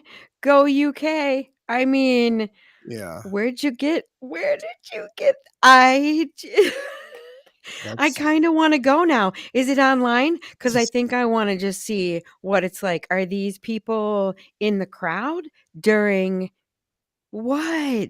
yeah. All, I yeah. are those people who are in the congregation? And that is actually, this is a picture from their website. That is the church. That's the inside. Mhm. So yes, they literally moved all of those chairs out of the way. They placed a ring in the middle of the church, of the sanctuary, right? And they Of the fake wrestled to Jesus. and they fake wrestled to Jesus in the way. And here's the pastrix, by the way, right there. That's her right there. You see the little the vestment there on her. I don't even wanna think about what's actually going on in this church. Yeah, that is unbelievable. I was hoping there was a video for that, but there is unfortunately no video. There is. I don't even think you're Um, supposed to wear masks like that in church. here's a picture of them in action. Oh, no. Yeah, Oh, no. yep, there we go. Oh. A picture in action right there. Guy bouncing on the corner and about to and you can see the dude laying in the ring down there, who's about to get body slammed. So there you go. That's what's happening in churches in UK, in one church at least Ooh. in UK. Wow. And Mm. all the while, people are have no fresh water in third world countries. They're dying on the streets. What's the People like, conversation? You're, like, talking to your neighbor. "Hey, you should really come to my church. I'm really feeling spiritually refreshed there. I feel like it's relevant. I'm getting closer to God. I'm feeling my connection to, getting stronger." Really? What's so great about it? We have wrestling, WWE style. It's fake. It's awesome. It's in the church. you should I'm really, sorry, what? yeah. What did I miss? Nothing. Oh, dear. Yeah, no. I can't even. At least it's not on the altar. I appreciate you finding the positives behind that. It is not on the altar. They're not doing it up in the front of the church on the altar. That's always a Right. positive. And let me do this real quick as well before we go to break. Here is a young man asking AI what AI would do to distract people from God. I'm gonna try to get this before we go to break and finish this up. Here we go. Let's go ahead and play. Keep people as far away from God as possible without them realizing it. Well, if I were the devil, I'd start by corrupting mainstream religion, turning it into a tool for control, hypocrisy, and division. I'd twist sacred teachings into rules that breed judgment and fear, driving people away from faith and making them question the authenticity of God's message. I'd divide believers against one another, creating conflict within their own community so they'd focus on fighting each other rather than seeking unity or truth. I'd then create distractions that seem harmless but consume their attention, pulling them away from spiritual growth. I'd promote materialism, convincing them that happiness comes from possessions. I'd encourage a culture of busyness, leaving little time for reflection or connection with the divine. And finally, I'd ensure that doubt and fear overshadow faith and love so they become too disillusioned to ever seek a higher power. Wow. If you were the devil. That's what AI would do if they were to distract people from God without them knowing it. I did it. I did it in my AI, but it was not nearly as dramatic as that. But even AI knows how to distract people. You create mind-numbing distractions, it says, so that people aren't focused on their spiritual growth. So you have guys crawling out of vents, recreating scenes from movies, or wrestlers jumping on each other in front of folks in the congregation. All those distractions, and it's all done by AI. When we get back, we're going to talk about the chick who had sex with 100 guys in one day, cried about it, and now wants to go for an even better goal. Enlightenment perhaps has reached her. Keep it locked in right here on The Breakdown.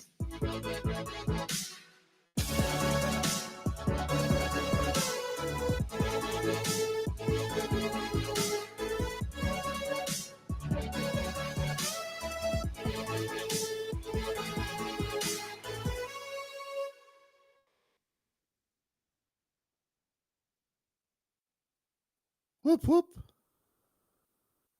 I think we have a live mic over on Crusade, so just be careful what you say, Erica. I'll mute.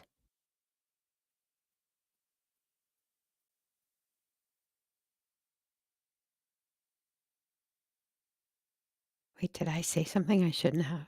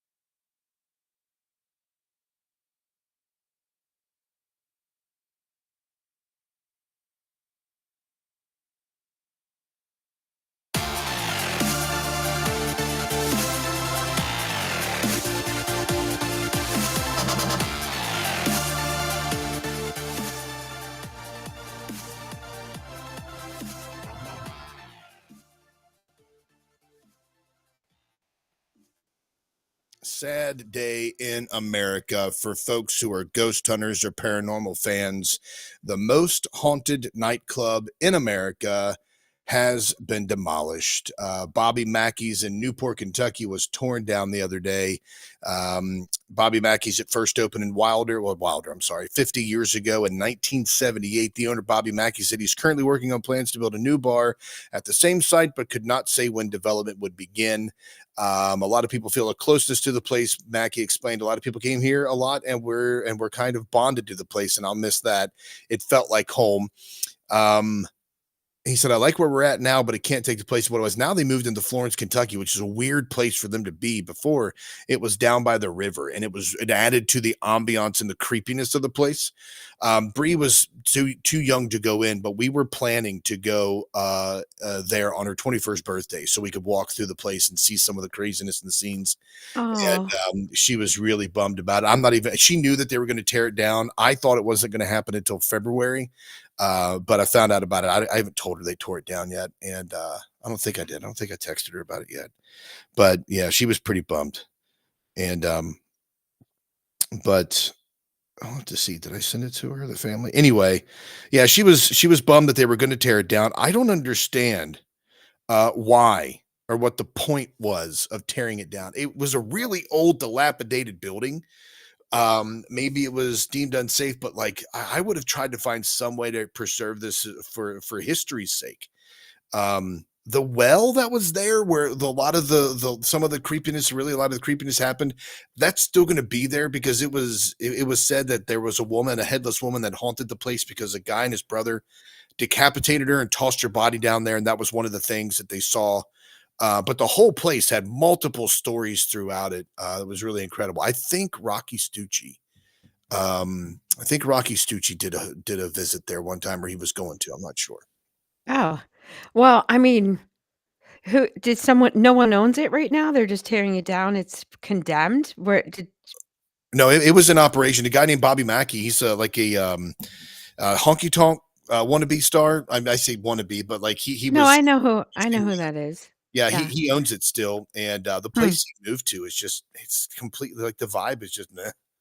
I've been there before, but it was only for business. I didn't go there for pleasure or anything like that. I don't go to bars, but it was just like meh. It's not the same,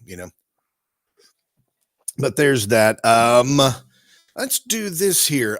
So I did you ever watch the show One Tree Hill?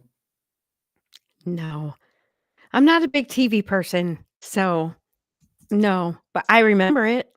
That was like back in the was it early 2000s or 90s? When was that? Maybe late 90s, early 2000s. Okay. So there was a woman on there, Jana Kramer.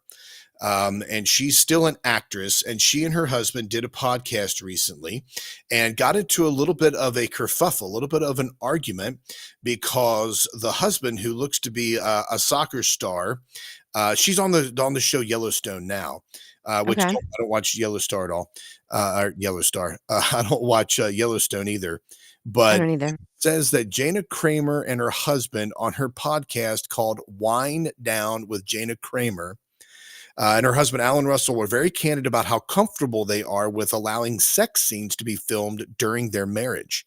On the actress's podcast, Russell joined his wife and discussed a recent Yellowstone episode the couple watched together. During one of the final episodes of the hit Western, Wes Bentley and Dawn Oliveri filmed a heated sex scene, which prompted the conversation between Kramer and Russell. He says, "There's not a part of me that will ever, ever, ever allow that, ever, for a man to be that close to you like that." Russell, a Scottish former professional soccer player, said. So he's probably saying, "There's never a part of me that will ever, ever, ever, ever, ever allow for a man to be that close to you like that." It's probably something similar to that. I haven't listened to it. That was great. Gosh. Thank you very much, Lassie. So then she responds, "What if Taylor Sheridan has me audition and I book a role where I have to have that scene?" And he says, "Then I will go Tommy Lee on everyone. Freedom!" He said, "I will be phoning the producers and threatening the producers that they need to change that scene." And she said she pressed her husband further and attempted to clarify if he would expect her to turn down any role that came her way if a sex scene was required. He said, "No, I wouldn't let you do that scene. No, that's not good for a marriage. That type of role, it's not. Especially as a man who's not in the acting world, it's difficult. Therefore, that's my opinion based on I'm not in that world."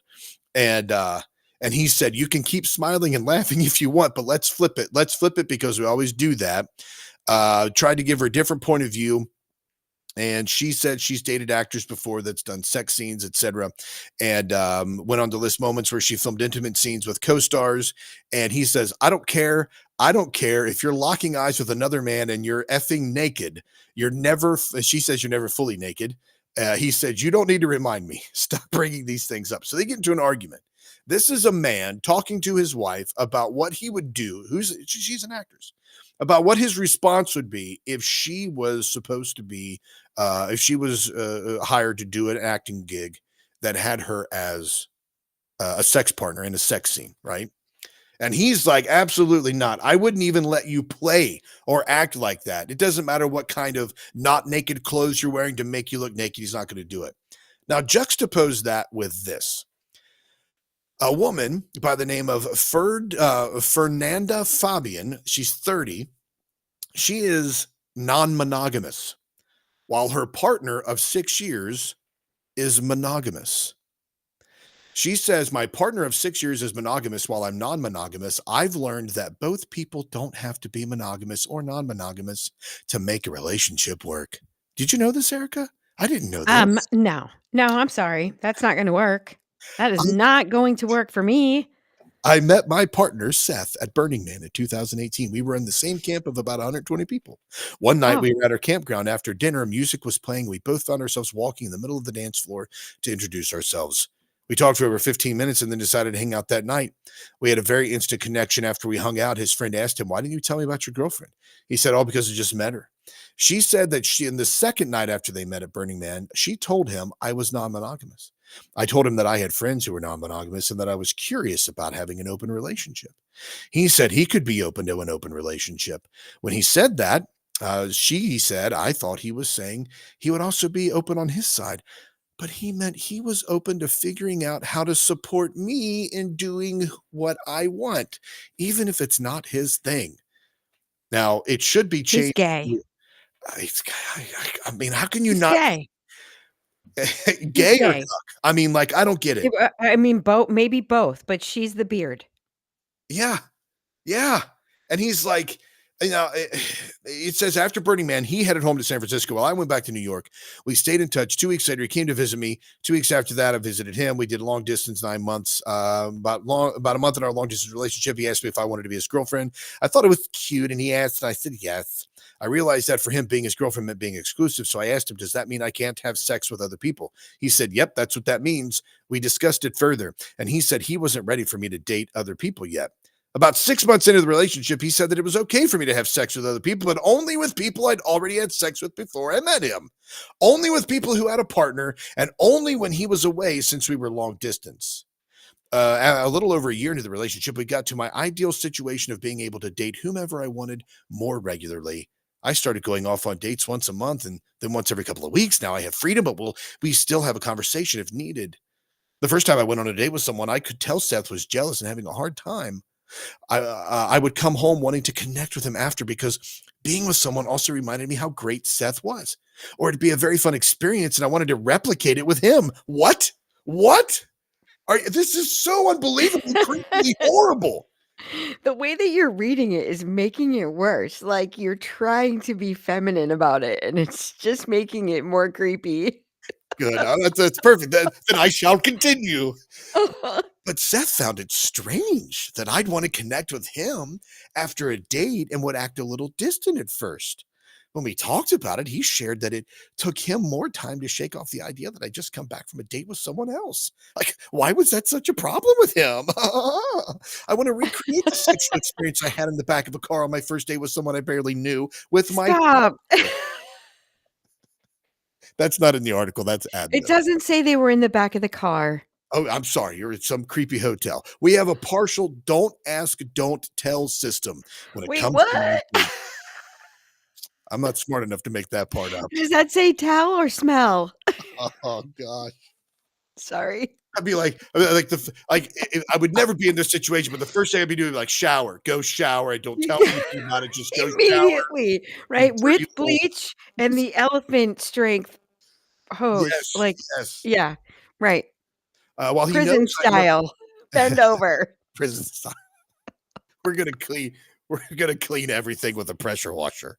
Right. It's like one of those detox things when you're on when you get exposed to a chemical and you walk in and you're like arms up and you spread. You're sissy spacek, man. You better wait. No, was that Jane Fonda? Who was that got exposed to the radiation and then had to have that shower? Was it Jane Fonda in that movie? I can't remember who it was. Oh no! Oh yeah. Let's see. I don't know. You'll have to find that out. You have to find it out.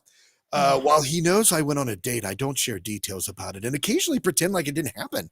But if he knows the person I'm dating, he's always been open to allowing them over for an event or even attending an event he knows they'll be at. Nope. I may not share much about my dates, but it's nice that he's open to meeting the people I date. No. No. He's gay.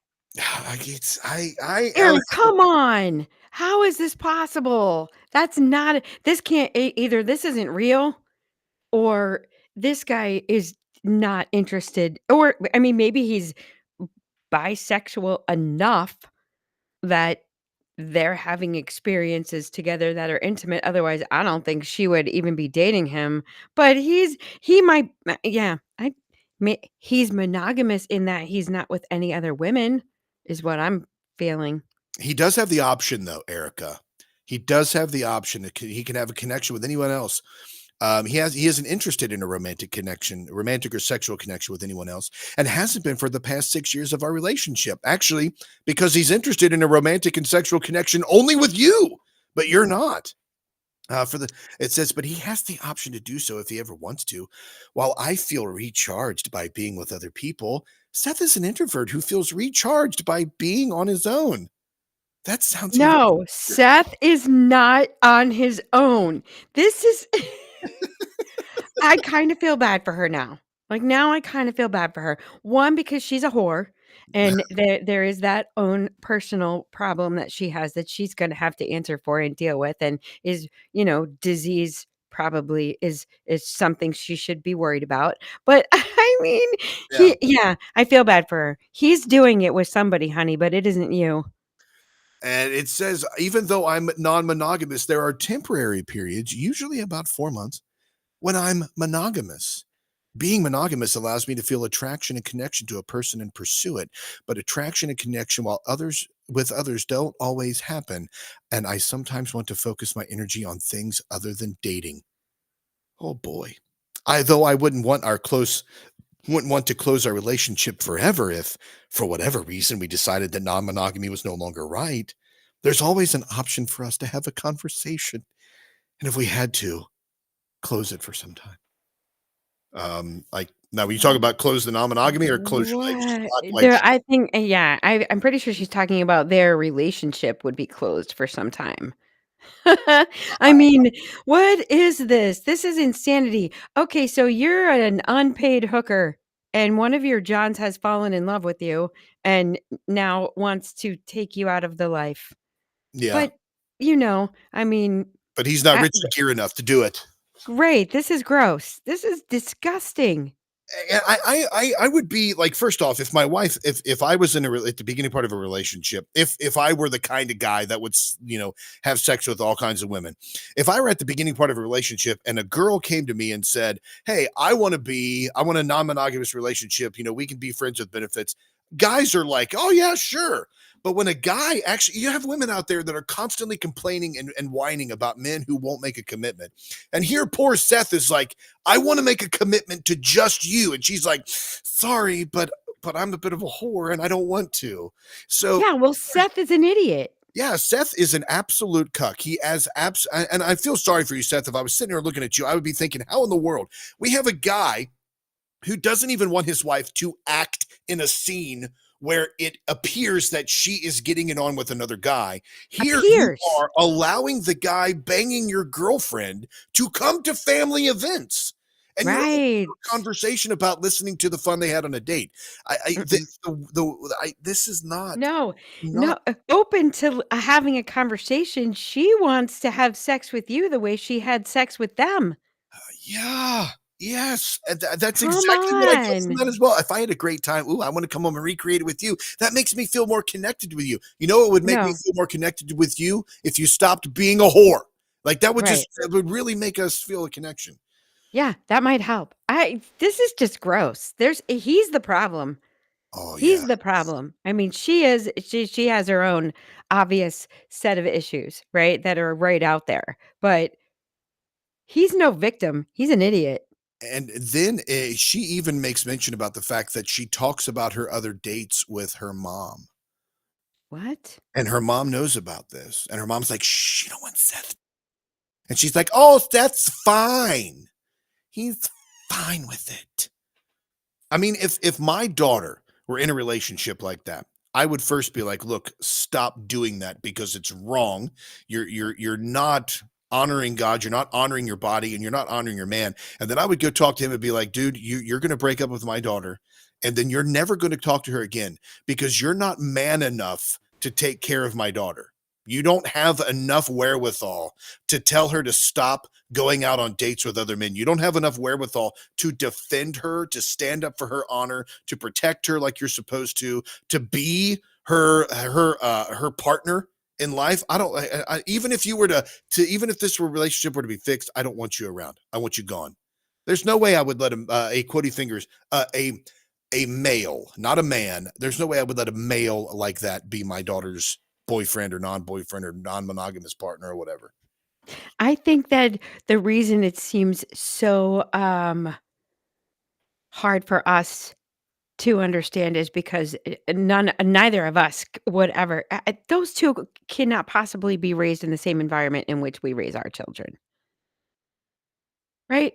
Like they both had to have some type of upbringing that does not resemble what we would consider normal in Right. order to act that way. I don't think, which is why we find it so Appalling. egregious. Yeah. Yes.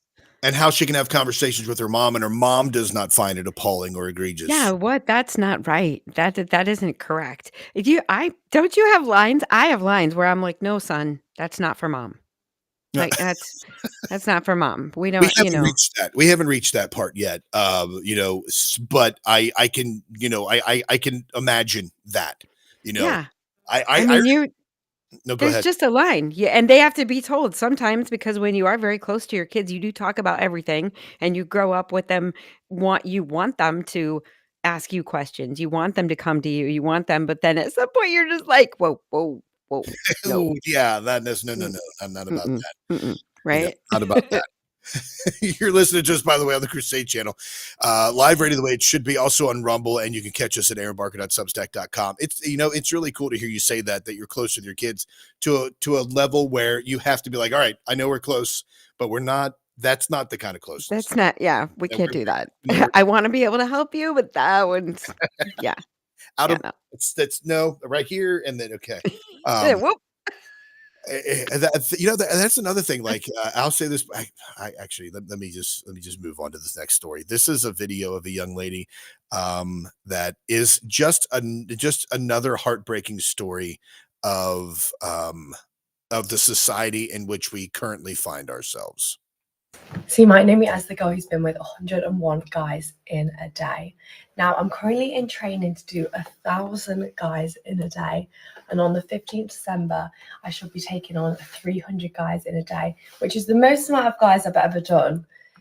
And so it's going to be hard, but in comparison to the 1,000, this should be light work. If you didn't catch that, this young lady has been, and this is the way that she described it, the story described it. This is not me being crass. She describes herself as the woman who's been run through by 100 men in a day. They did a documentary on her, and it's called I Slept with 100 Men in One Day. Now, first off, if there's 100 guys, I don't think there's a lot of sleeping going on, unless you were taking a nap and things were just happening. I don't even have the calculations for 1,000 guys in a day. So you're looking at a 24 100. You said that. Oh, you're talking about what she's in training for. She wants to go 1,000 guys in a day. That is 41.6. So 42 men per hour in a 24-hour period. Unless it's just like, I don't, you know what? It's not even right for me to try to describe how it would be done, because I can tell by the look on your face, Erica, this is one of those lines, like with co-hosts and hosts, like there's a line there, but I'm like, it's the line I don't want to cross right now is the line that's the difference between the Crusade channel and Beaver After Dark, right? Yes, you're exactly right. Like you can all conceptualize the process of what she's talking about here. Exactly. That is okay. That is exactly where we will leave it. It says, though, here it says in one clip that has gone viral, and I would really love to see this clip, not of the actual stuff, but the clip that's gone viral. She said, I think by the 30th, let's see, she breaks down crying, saying that she felt somewhat robotic. Let me see if I can find this. I don't want to see the actual videos because that's, I've never been to OnlyFans. I don't want to go to OnlyFans. And it's, I don't want you, don't pull that up. I mean, I'm not. if you can find, I only saw one short video clip of her talking about the 101, and she was saying she didn't recommend it.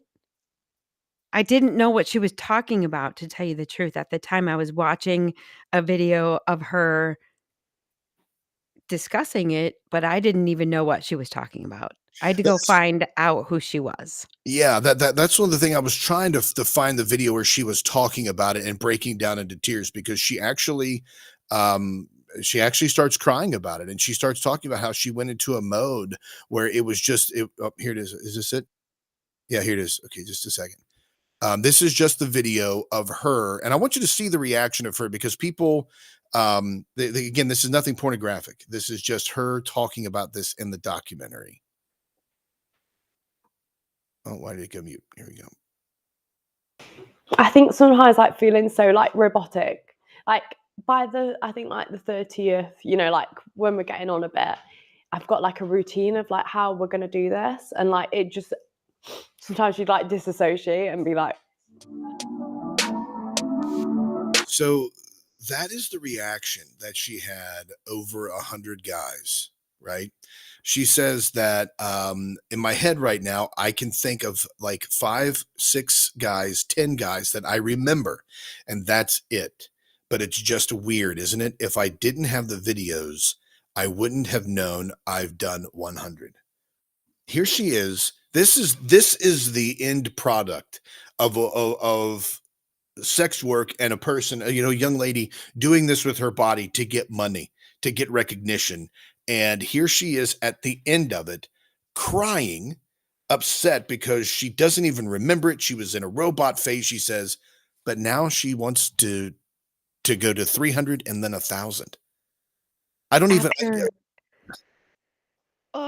After what is the most intimate act a human being can engage in, you are left out doing it 100 times in one day, and then you're sitting alone on a couch being recorded.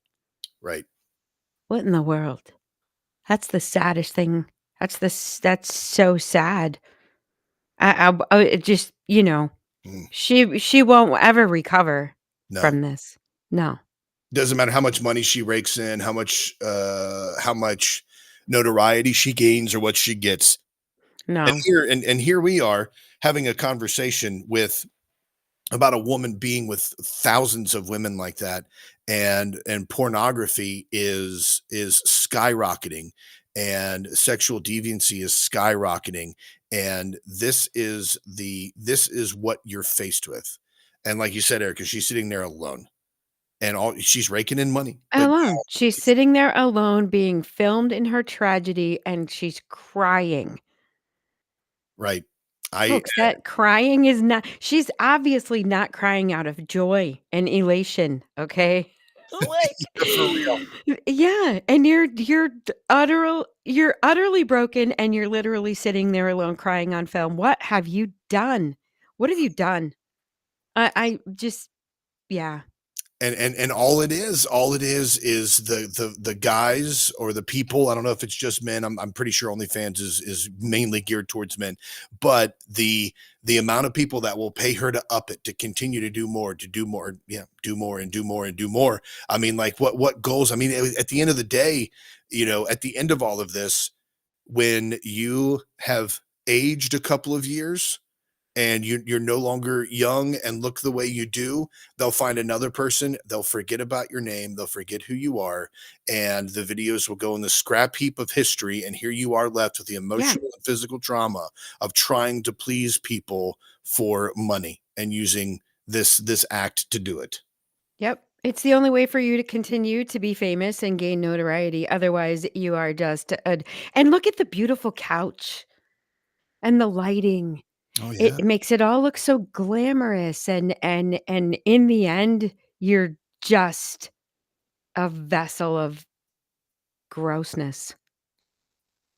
I don't know. Grossness wasn't the best word. It's hard not to cross a line with this one because I really I find she's repulsive to me. But there she is, so pretty and cleaned up, and her hair's done and her makeup's done, and we're talking about it as if this is some kind of accomplishment, like she's breaking some sort of record, right? 1,000 guys in 1,000 days, like it's something to be proud of. Yeah. And they glamorize it like it's pretty, and it's not. It's ugly and it's gross, and you're destroying her, and you're making it commercial and normalizing it. And this may not be the What if you're the 1,000th guy? Ew. Ew. Yeah, that's all I'm going to say about that. Oh, God. I was trying not to go there. Oh, man. So real quick before we take off, I have to take a minute to stop and address the parents with some very important information. As President Trump prepares for his second term, he said he wants to teach our kids to love our country, reversing radical anti-American rhetoric that our kids are hearing in classrooms across the country. The best place for kids to start is to learn all about President Trump and his vision to make America great again during his second term. That's why Mike Huckabee's team put together the Kids Guide to the President Trump Victory Edition. And to celebrate President Trump's return to the White House, they're giving it away for free. This book is great because it features fun illustrations and content teaching kids all about President Trump's accomplishments and his goals for his second term. Mike Huckabee wants to send your family this free guide so you can teach your kids the truth about President Trump and his mission to make America great again. But please hurry because supplies are limited. You can claim your free kids guide of the President Trump Victory Edition for your kids right now. See the offer and details and order your free guide at kidstrumpguide.com. That is kidstrumpguide.com. And there's that. All right, Erica, we've just got a little bit of time here left. Anything that you want to add in the next 10 seconds? Luigi didn't kill the United Healthcare CEO because he was mad about his denial of claims. That's $30 million his family had, at least his mother or his grandma had.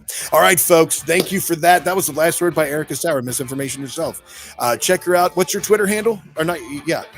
NoFan01. NoFan01 and Aaron Barker at Substack.com. Crusade Channel Library the way it should be. Have a great time and make Christ supremely valuable. Okay, let's do that right there. Bam. Okay. There we are, folks. I don't think that we have. Where did they all go? I almost missed that. That was a little ad. I got another ad read in 20 minutes. That sucks. Anyway, all right. Well, I know, Erica, you can't hang around. I can't hang around either. But thanks again for the show. And we'll see y'all, everybody. Don't go anywhere, Erica. We will see you all next time. Thanks again. Don't forget to share the show and share with everybody you know. That rhymed. See you in a bit. Later, y'all.